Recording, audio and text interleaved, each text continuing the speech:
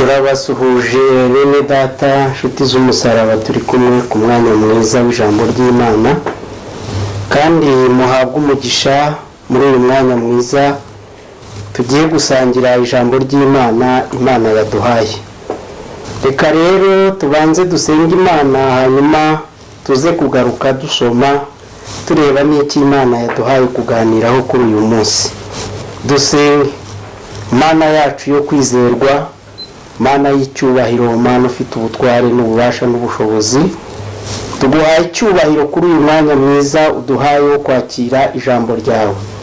Ijambo ryawe niryo ryategetse byose bibaho, dushimiye ko rigiye gutegeka ku bugingo bw'umuntu wese uyiteze amatwi. Njyewe umugaragu wawe umfashe ndetse n'abateze amatwi ijambo ryawe bose bahabwe umugisha muri ryo. Umwuka wera dushyigikire abane natwe, tubigusabye tukwizeye mu izina rya Kristo Yesu, amen. Mbahaye ikaze mu ijambo ry'Imana bene data nshuti z'umusaraba turi kumwe. Ni Evangeliste Augustin Mbonabucya mbasuhuza kandi ntubeje kwishimira kuganira namwe ijambo Imana ibahe umugisha. Mureke dusangire ijambo ry'Imana dusanga hano mu gitabo cy'ibyakozwe n'intumwa, ibice byaho 19, turebere ku murongo waho 19 ku murongo wa 11. Dusoma ijambo ry'Imana, haranditse ngo: kandi Imana yakoreshaga amaboko ya Pawulo ibitangaza bikomeye, ndetse bashyiraga abarwayi ibitambaro n'imyenda bivuye ku mubiri we bagakira indwara zabo, abadayimoni bakabavamo. 13. Ariko inzererezi zimwe zo mu Bayuda nazo zirukanaga abadayimoni, zihimbira kuvugira izina rya Yesu Kristo ku batewe n'abadayimoni ziti: ndabategeka mu izina rya Yesu Kristo uwo Pawulo avuga. Hamwe n'iri jambo turenda kuganiramo iri jambo dusomye twumvisemo ngo inzererezi zihimbira ibihimbano. Turiga ibihimbano bya Satani mu itorero, ku bugingo bw'umukristo ku giti cye, ibihimbano bya Satani. Nituvuga ibihimbano ntekereza ko muza guhita mwumva iri jambo ikintu cy'igihimbano. Murankundira dukoreshe ijambo ryadutse muri iyi minsi, ryinjira no mu kinyarwanda cyacu, risa n'irihawemo intebe ariko atari ikinyarwanda: pirate. Ijambo pirate umuntu wese ngira ngo azi pirate icyo bivuga, yaba umukecuru, yaba umusaza, yaba umwana. Umuntu wese kumubwira pirate ahita amenya bivuze iki. Umukecuru ajya ku isoko ati ntumumpe pirate, ndetse ubwo agahita yongeraho n'ikinyuranyo cyaryo ati ndashaka original, ndashaka original. Ni amagambo yombi twinjije mu kinyarwanda ku ngufu ajyamo. Nidukoresha pirate rero muraza kuza kwihangana, ni ijambo ntekereza ko buri muntu wese yumva nubwo atari ikinyarwanda. Turareba ibipiratano cyangwa ibyiganano Satani yazanye mu itorero cyangwa yazanye mu bukristo bwacu, yazanye mu ibyiganano cyangwa ibihimbano bigiye bitandukanye. Turaza kuza kureba uburyo Satani apirata cyangwa yigana. Mbere na mbere nawe ubwe nta kirumwimerere, turi buze kukireba. N'abamufasha abadayimoni ni pirate, ntibakira umwimerere. Afite ububasha bwo kwigana Imana, agira ububasha bwo kwigana ijambo ry'Imana, agira ububasha bwo kwigana amasezerano, agira ububasha bwo kwigana ubuhanuzi. Satani agira ububasha bwo kwigana abigisha cyangwa se inyigisho. Turabirebera hamwe, ariko turebe ikigenderewe umwuka yampaye ngo tubagezeho, twirinde ibihimbano bya Satani cyangwa se ibyiganano. Tubanze turebe inkomoko yo kugira ngo Satani yigane, yivange mu bintu by'Imana azanyemo kwigana. Turebe inkomoko yabyo n'impamvu abikunda n'igituma abikora. Satani ninde n'iki? Tubona ko mu ntangiriro zo kurema Imana yaremye ibyo mu isi, irema ibyo mu ijuru, hanyuma igiramo n'ibiremwa, na Satani ni ikiremwa cy'umwuka yabaga mu ijuru. Ibyo tubisoma mu buhanuzi bwa Ezekiyeli ibice byaho 28. Niho dusanga ko yari umumarayika nk'ikiremwa mu bandi, ariko gikomeye kuko we yari imbere nk'umumarayika ukuriye abamarayika baramya, yari nk'uwa kabiri mu cyubahiro cye hariya mu ijuru. Bibiliya iratubwira mu gitabo cy'ibyahishuwe ngo yishyira hejuru, arabanza arwara indwara y'ubwibone, yishyira hejuru ngo ashaka kujya ku cyubahiro cy'Imana kandi bidashoboka. Mu byahishuwe 12 hakatubwira ngo ashoza urugamba, Imana imukoma imbere, ashoza urugamba rwo kurwana n'ijuru. Aho Bibiliya itubwira ngo bamurwanyana n'abamarayika be aribo bahindutse abadayimoni, baratsindwa, hanyuma ngo bajugunywa mu isi bahindutse imyuka mibi, babaye abadayimoni, na Satani atakiri umwimereri, yabaye pirate cyangwa ikiganano. Akigera mu isi rero icyo yabanje gukora, tukiraha birumvikana ko nawe ntabwo akiri icyo yari cyo. Yari umumarayika mwiza uhagarariye ibikorwa by'Imana, kuramya, guhimbaza n'ibindi byose byiza. Niwo wari umurimo wa Satani ataratakaza icyo yari ari cyo. Akimara gutsindwa, Imana imwambura icyo yari ari cyo, asigara ari pirate, asigara nawe asa n'aho atuzuye, atakaza icyo yari ari cyo. Niyo mpamvu abikunda kwambura umwimereri iby'Imana yaremye, nuko nawe yatakaje icyo yari ari cyo. Yamburwa izina ryiza Lisiferi, umumarayika ukuriye abandi, ahabwa ayandi mazina tugenda tumusangaho muri Bibiliya.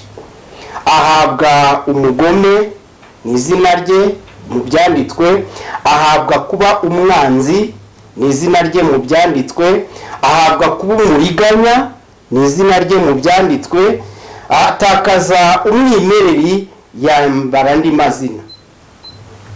Ibi birubaho byagendanye n'abamukorera, byajyanye n'abadayimoni bagumukanye nawe, ngo baracibwa bajugunywa mu isi, bajugunyanwa nawe. Bibiliya ikatubwira ngo bakigera mu isi bahinduka imyuka mibi. Tubisoma mu rwandiko rwa Yuda ni igice kimwe ku murongo wa 6. Bavuga ngo iyo myuka yamburwa ubumarayika, isigara ari imyuka mibi, ngirindirijwe kuzacirwaho iteka kuko banze kumvira Imana bakanagoma. Nguwo Satani n'ingabo ze baraciwe, bavanwa mu bwiza bw'Imana, nibo bazengereje isi. Uyu murimo wabo rero wo kuvana mu mwimereri mu by'Imana no kurwanya Imana barawukomeza, nibyo tugiye gukomereza hamwe tureba. Uyu Satani afite ububasha, aranabikora, ariko Imana yamumenye kari umutego wo kumutega amategeko no kuzagira ngo twebwe abazayobya tuzabimenye kare. Imenya ko azayipirata, azayigana, imutega amategeko yahaye Abisiraheli kuva 20 no mu gutegekwa kwa 2. Ibwira abantu bayo nk'uko imbwira, nk'uko ikubwira, ngo uramenye Satani nanyigana ntuzamwemerere. Yahawe ubushobozi bwo kwigana Imana. Iryo bwiriza, iryo tegeko mu cyanditswe riratubwira ngo muramenye ntimuzagira ikintu cyose musenga, cyaba icyitwa Imana, cyaba igishushanyo, cyaba ikigirwamana. Muramenye ntimuzagira ikintu musenga mucyitiriye njyewe. Ibi Imana yabivugiye iki? Kuko yatekerezaga ko Satani azayigana. Yigana Imana rero, yigana Imana. Ibi byarabaye mu gitabo cyo Kuva ibice byaho 32. mose yari yazamutse umusozi yagiye kubariza abisiraheli Imana andi mabwiriza. Satani yinjira mu bitekerezo bya Aroni nabo yari yamusigiye, ajya mu mitima yabo aboshya guhimba indi mana, bakora cya gishushanyo. Muri make binjira muri ya mabwiriza Imana yabuzanije, barema igishushanyo batangira kukibyinira. Hano ibi bitekerezo byayobeje aba bantu, ni Satani wari wapirase yiganye Imana. Ni ukwitonda rero, afite uburyo bwose bwo guca ahantu hose akigana, kandi ibyo yiganye bikaduteranya n'Imana cyangwa bikadukoraho bikatuzanira akaga. Yigana Imana. Muzasanga abantu benshi bigana Imana, biyita Imana n'ibindi bikorwa byinshi bigiye bitandukanye. Ni uburyo Satani aba yaciyemo kugira ngo ayobye imitima y'abantu. Yigana Imana. Icya kabiri, Satani afite ububasha n'ubushobozi bwo kwigana amasezerano y'Imana. Yigana amasezerano y'Imana. Iyo dusomye ijambo ry'Imana mu gitabo cy'Itangiriro mu bice byaho 17, dusanga Satani yariganye amasezerano y'Imana.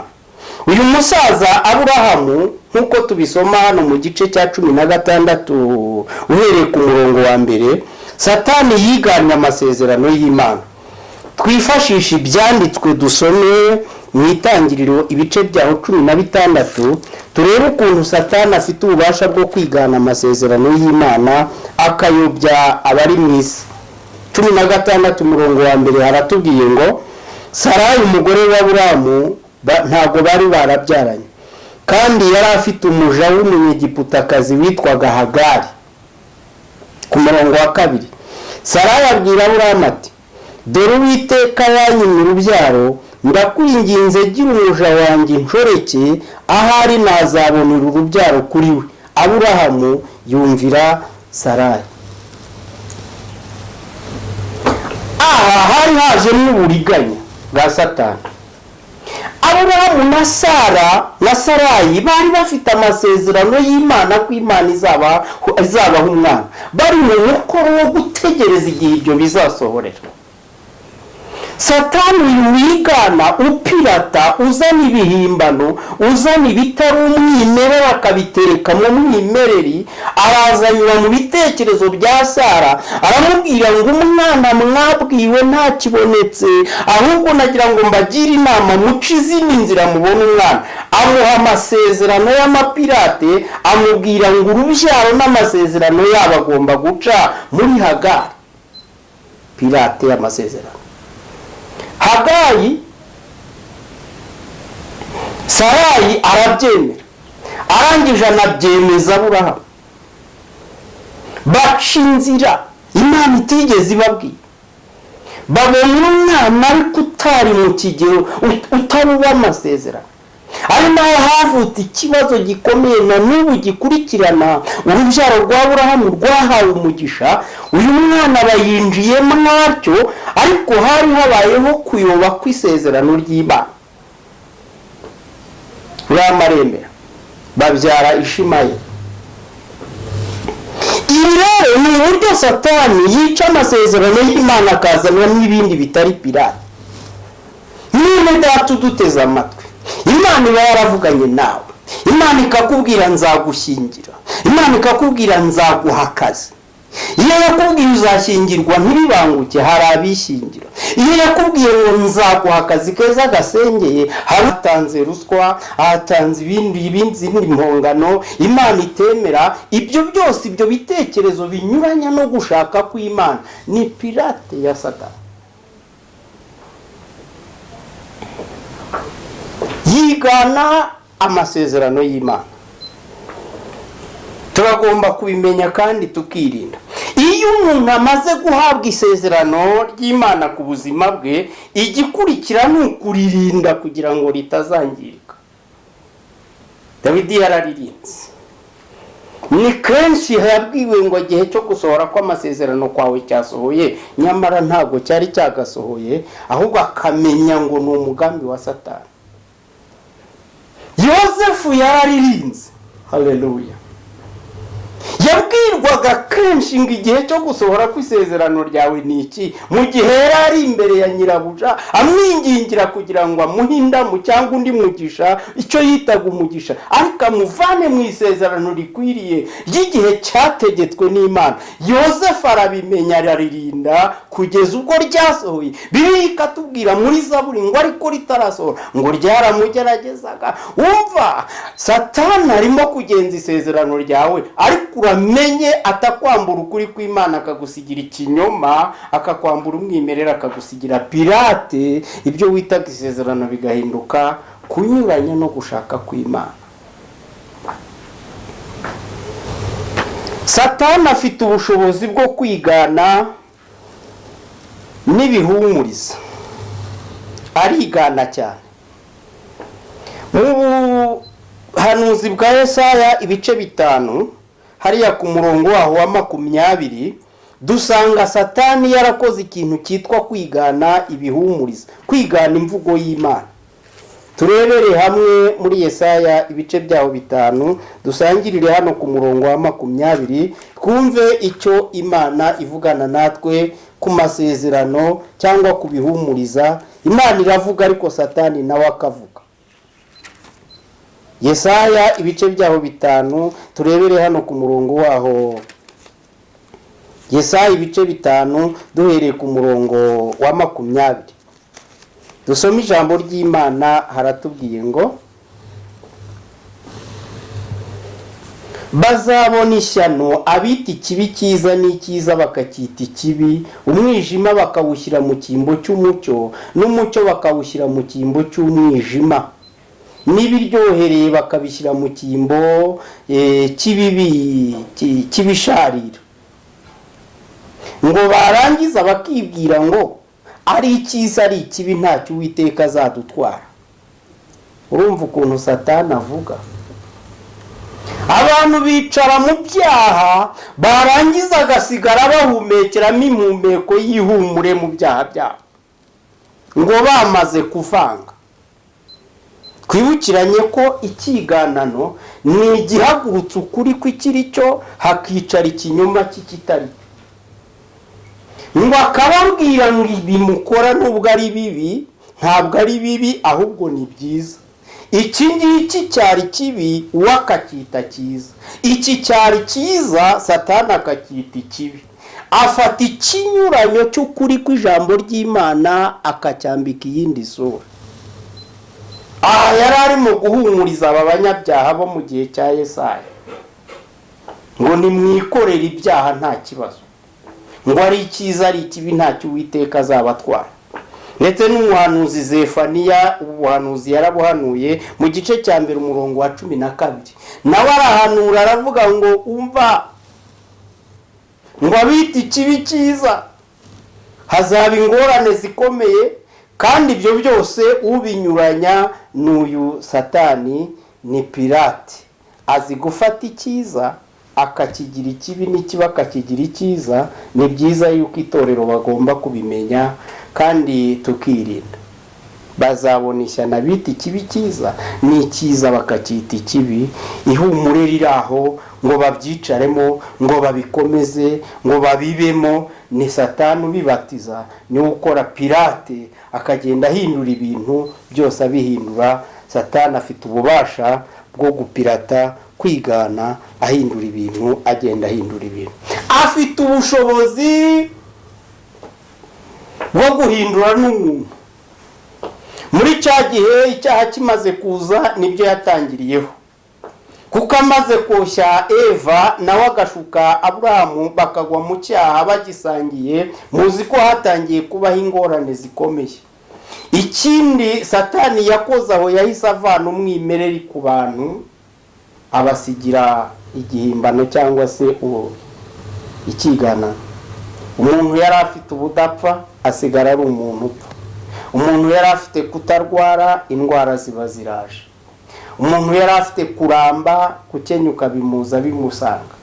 Ibintu byose yagombaga kubikora atavunitse byari bifite umurongo. Satani amaze kubyica abizanamo ingorane zikomeye kugeza n'uyu munsi wa none.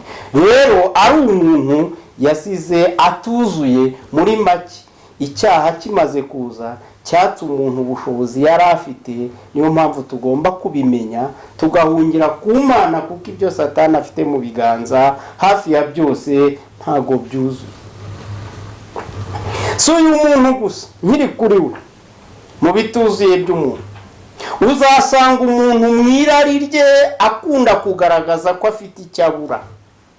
Umuntu niba afite ukuntu yavutse asa cyangwa aremwe n'Imana atabigizemo uruhare, ukabona arabwirwa ko ibyo bituzuye agomba kubona ibindi, ibyo bigatuma abantu bashaka kwihindura. Bishatse kuvuga ngo iki ni icyuho cyazanywe n'icyaha gituma abantu batanyuzwe n'uko bari, baba bashaka kugira ngo bihindure. Icyo ngicyo cyo guhinduka kwa muntu, guhindura impu z'abantu, guhindura imiterere y'abantu, guhindura inzira zose Imana yashyizeho bagakora izabo, ibi byose ni Satani ubikora.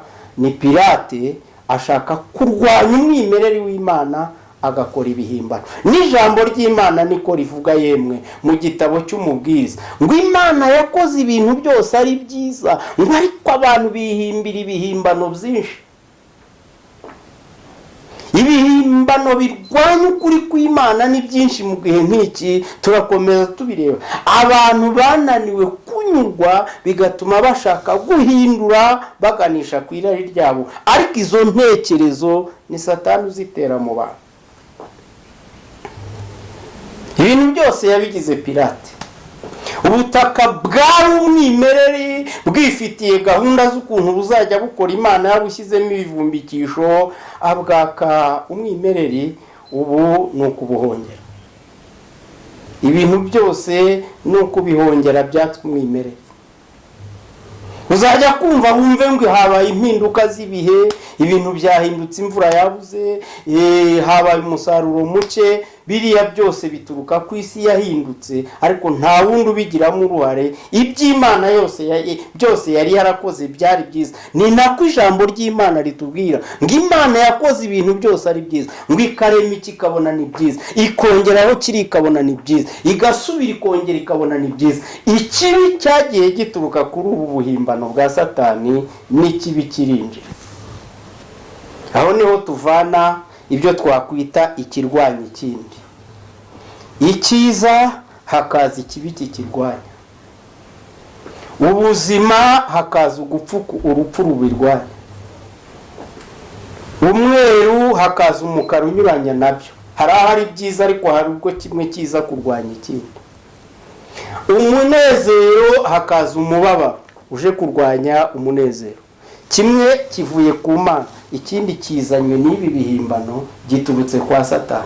Aho uzabona icyiza ukabona ikibi cyaje kukirwanya, nguyu ni Satani. Niko yabigenje rero hafi ku byaremwe byose, arigana kandi afite ububasha bwo gukora ryo ngo ayobye isi n'abantu, ndetse akomeze kuvangira Imana, kuko ari nkaho arizo nshingano ze.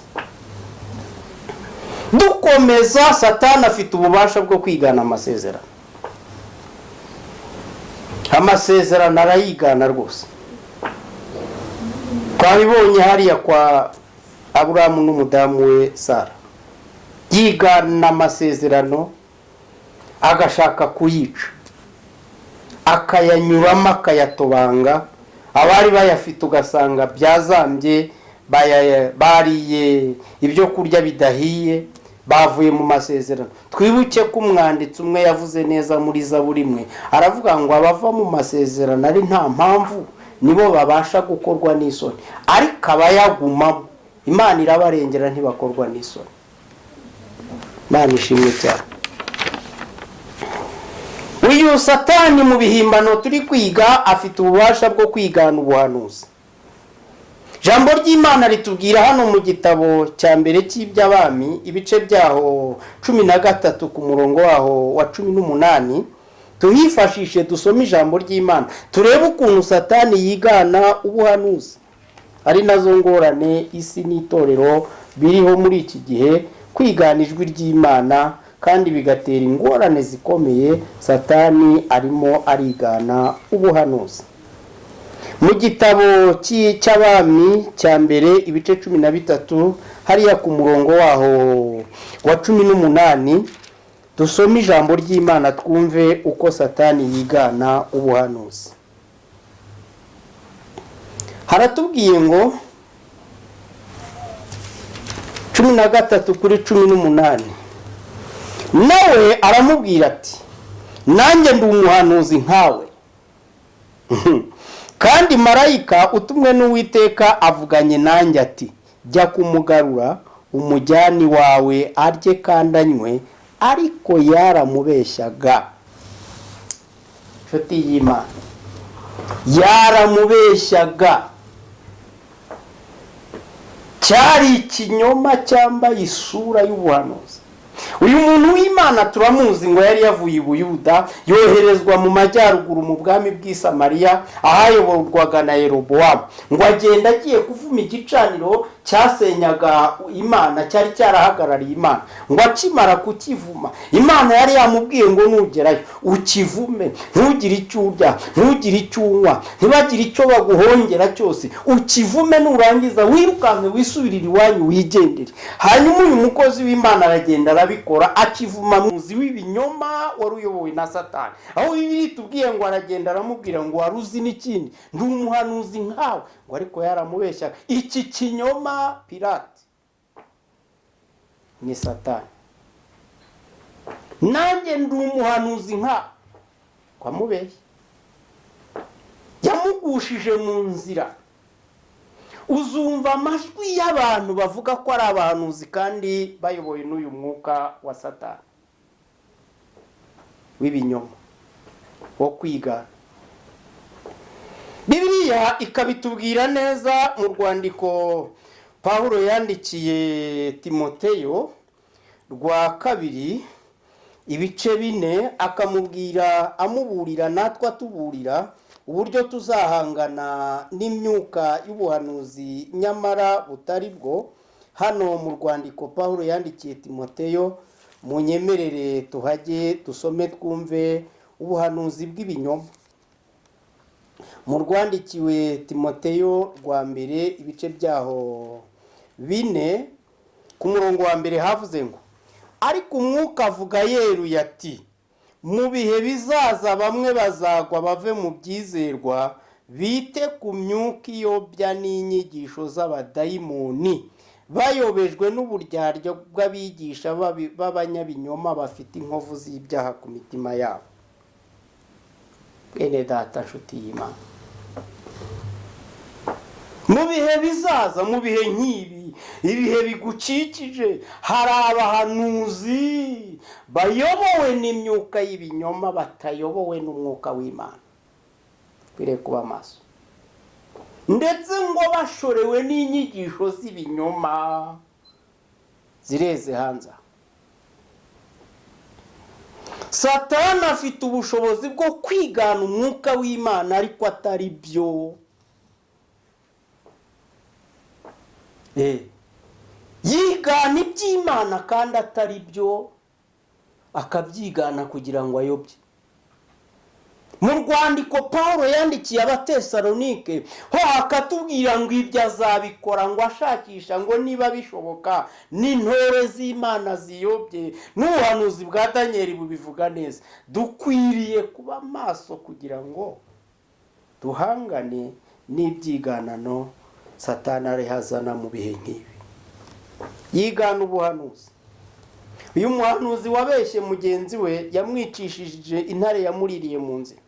Ko yaramubwiye ati ni marayika ungaruye, ni marayika ukuntumyeho, arambwiye ngo ngwino wirire, ngwino winywere. Erega nta kibazo, nubwo Imana yabikubujije yongeye yisubiyeho, ariko uyu ngo yari yateguzwe umutego w'ahaba mwohereje ngo nagarure uyu muntu w'Imana amusubize kujya kurya no kunywa kandi bitari byemewe. Bibiliya yatubwiye ngo ariko yaramubeshyaga. Ntuzakire ikinyoma cya Satani, umenye ko Satani nawe avuga kandi afite ubushobozi bwo kuyobya ndetse no kuzana ibihimbano. Ikindi, Satani afite ubushobozi bwo kwigana ibitangaza. Aha niho Bibiliya yabitubwiye rero.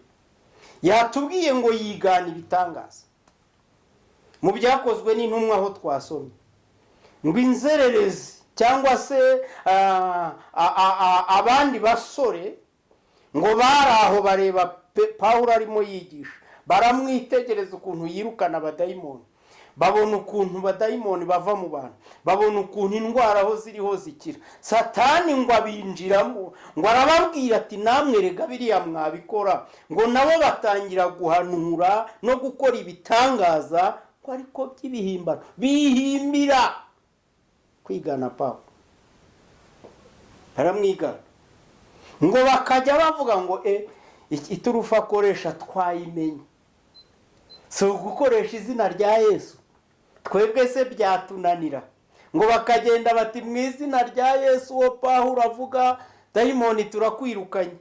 Uwo Pawulo avuga ariko si uwo bazi, uwo bumvanye umwigisha kanaka, uwo bumvanye umuhanuzi wundi w'ukuri kanaka, si iryo zina. Umuntu yumva abandi bigisha nawe ati mbaye umwigisha, undi akumva abandi bahanura ati uko babivuga nuko babigenza ndakuzi. Bigana, bihimbira. Iyi myuka yigana ivana umwimerere w'ukuri kw'ijambo ry'Imana n'ubuhanuzi bw'Imana n'imvugo z'Imana n'ibitangaza by'Imana, byose bituruka kuri Satani.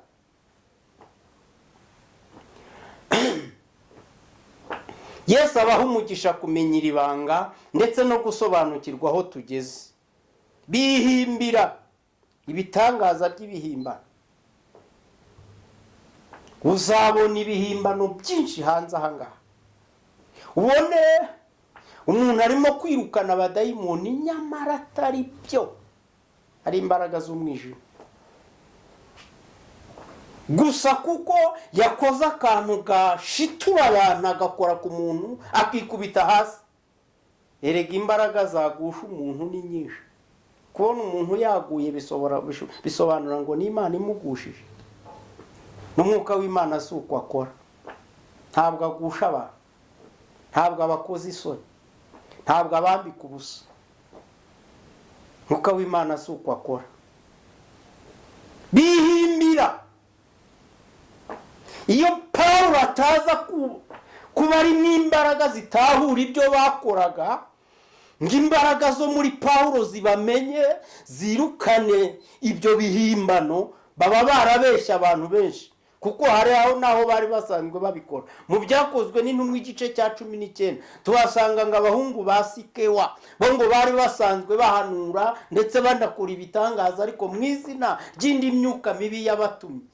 Ngo Pawulo ahageze bashaka kwigana Pawulo. Ibyo tubisoma mu gice cya 19. Ngo babashatse kwigana Pawulo, nawe ngo uko akora ibitangaza nabo batangira kubikora, ariko muri ya myuka y'igikonikoni. Pawulo ngo aba yabamenye.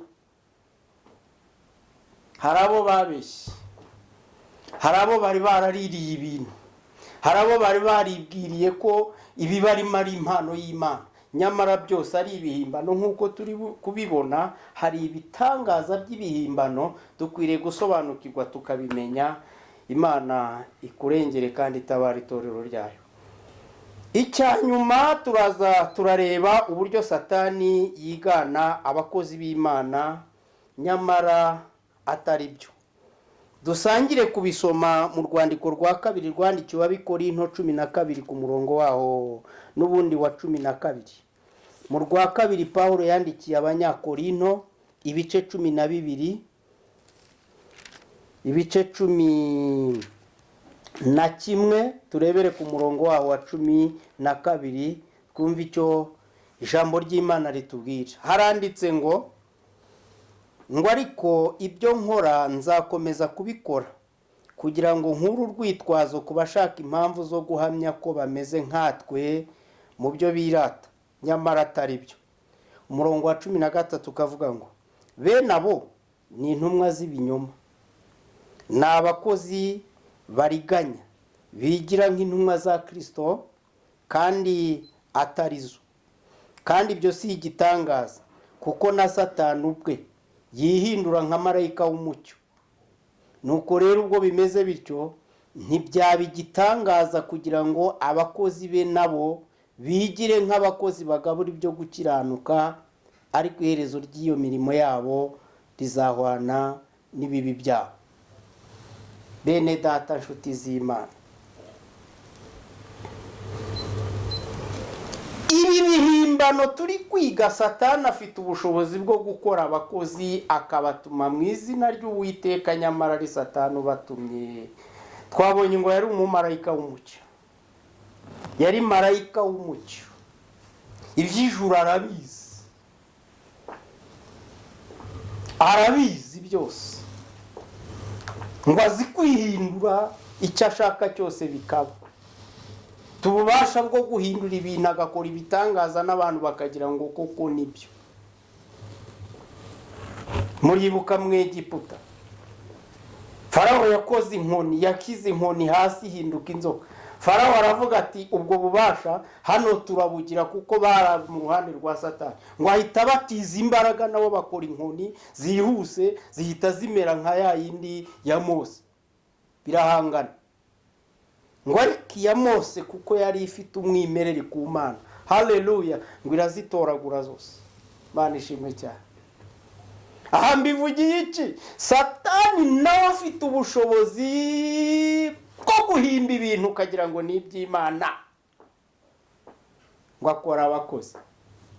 Nibo bahanganaga na Pawulo bamubuza kuvuga ubutumwa bwiza, bamurwanya, buzuye indi myuka, ngo ariko bigira mu ishusho y'abamarayika b'umucyo, nyamara ngo ari abakozi ba Satani. Ibi itorero rikwiriye kubimenya kuko ari igihe cyabyo kigezweho. Hari ukuri kw'ijambo ry'Imana n'ikinyoma ku ruhande, birateganye kandi byose biri gukora. Itorero rigomba kubimenya, n'umukristo akamenya uko azabyitwaramo. Igihe nk'iki abantu bose babaye abavuga butumwa bwiza, ibyo bigashaka kwerekana ko abantu bose babaye abantu b'Imana. Niba abavuga butumwa ari benshi, byanakavuze ngo n'abavuga butumwa n'abakristo babaye benshi, ariko tumenye ngo ni bibiri bijyanye, harimo ikinyoma hakabamo n'ukuri. Harimo ikinyoma hakabamo n'ukuri. Ngo barwanya Pawulo bamubwira ngo nabo ni abakozi, arangira avuga ngo si igitangaza ngo ko hari n'abazibwira yuko n'abari intumwa za Kristo, ngo ariko nyamara ari intumwa z'ibinyoma. Arangiza avuga ngo ariko imirimo yabo nizagaragaza icyo bari cyo, nizerekana ko ari abakozi b'Imana by'ukuri. Imirimo yabo nizerekana intumbero bari bafite. Imirimo yabo nizerekana icyari kigenderewe babwiriza. Imirimo yabo nizagaragaza abo bahindura uko bameze n'uko basa. Mwibuke abafarisayo bari buzuye imyuka yindi ikomeye cyane, ngo bafite imirimo birirwa bavuga ubutumwa, bagenda bashakisha abantu bahindura. Yesu arangije arabatahura, avuga inyigisho zabo uburyo ari mbi. Aravuga ngo nubwo bakora cyane, ngo uwo babonye cyangwa bahinduye, ngo abamubi inkubwe ebyiri z'abamuhinduye. Ubutumwa buzavugwa muri ubwo buryo, abantu bibwiye ngo bahindutse muri ubwo buryo, ariko imbuto zabo nizo zizagaragaza ko babwirijwe ukuri kw'ijambo ry'Imana cyangwa ko ari Pilate. Nshuti z'Imana, turi kumwe. Yesu aduha umugisha cyane kumenya ibi, kuko ari igihe cyabyo kandi kigezweho, ngo itorero ribashe kumenya no gusobanukirwa Pilate n'ukuri kw'ijambo ry'Imana. Mwuka Wera akeneye kugusura ndetse no kukugenderera kugira ngo agufashe kumenya gusobanukirwa ibi, kandi aguhe ubwenge bwo kubyitwaramo. Niko itorero dusabwa. Mwuka Wera akomeze kukuba hafi ndetse no kugusobanurira. Pilate, ibyiganano ni byinshi aha hanze, ni byinshi ku buzima bwawe. Ni kenshi wabwiwe amasezerano bikarangira wayishe kuko hivanzemo atariyo. Ni kenshi wigishijwe inyigisho nzima, uyu munsi haje izindi zivuguruza izo wize mbere. Pawulo yakunze kubibwira abo yaganiriye nabo cyane, ababwira ati ni iki gituma mwaratangije iby'umwuka mukaba muherutse iby'umubiri? Habanje iby'umwuka, iby'umubiri nabyo biturutse kwa Satani. Ibyo yabibwiye abagalatiya, aba ngo mwabagalatiya b'abapfapfa mwe, ninde wabaroze, ninde wabongereye ibipirate mwari mwaramenye ukuri? Ese ntiwaba waramenye ukuri ukaba warongeye kubwirwa izindi nyigisho zitandukanye n'ukuri? Uzumva izindi nyigisho zivuga nabi Kristo, uzumva izindi nyigisho zikubuza gukora n'ibihimbano, uzumva izindi nyigisho zoroshya icyaha, zikubwira ko gukabya gukiranuka ibyo ngibyo Yesu yabirangije. Oya, ni Pilate, ni Satani. Umva inyigisho za mbere zishingiye ku ijambo ry'Imana, niryo rizakuyobora. Imana iguha umugisha kumvira iri jambo ndetse no guhinduka no kumenya ubugome n'amayoberane ya Satani. Ndagira ngo twerekeze ku gusenga Imana, utekereza cyane kuri aya magambo. Imana igukomeze kandi guha imbaraga zo gusobanukirwa ibihe tujyamo naho twerekeza. Menye ko hari Pilate, hari ibihimbano, hari ibyiganano, ariko ukuri kw'ibyanditswe niko kuzakuyobora. Yesu aguha umugisha. We twari kumwe utari wakizwa, cyangwa wahawe inyigisho mbi, cyangwa se Yesu ntiwigeze umumenya, ariko ugize amahirwe yo kumva ukuri kw'ijambo ry'Imana. Turagusengera Imana wakira agakiza, wakira umwami Yesu Kristo nk'umwami n'umukiza w'ubugingo bwawe. Bizagufasha kandi uzagubwa neza. Yesu aguha umugisha mu cyo dusenga n'Imana. Imana idushyigikire kandi cy'umwuka kubwira muri iri jambo ugikore. Reka dusenga Imana. Mana, turagushimiye mu izina rya Yesu. Urakoze cyane kuduhera umugisha muri ryo. Dusengeye ubugingo bw'abaryumvise bose, bahabwa umugisha mu izina ryawe rikomeye. Abari banyuze ku ruhande, barumvise inyigisho zigiye zitandukanye, cyangwa se batasobanukiwe neza uburiganya bwa Satani mu bihe nk'ibi, bakira imbaraga n'inkomezi zo kubibamo neza. Nsengeye abatari bizera umwami Yesu turi kumwe muri iri jambo, ubahere umugisha kwakira agakiza, kugira ngo nabo bazagira iherezo ryiza ku buzima no ku mibereho yabo. Ndagushimiye ko twumvise kandi utwakiriye mu izina rya Kristo Yesu. Amen. Amen.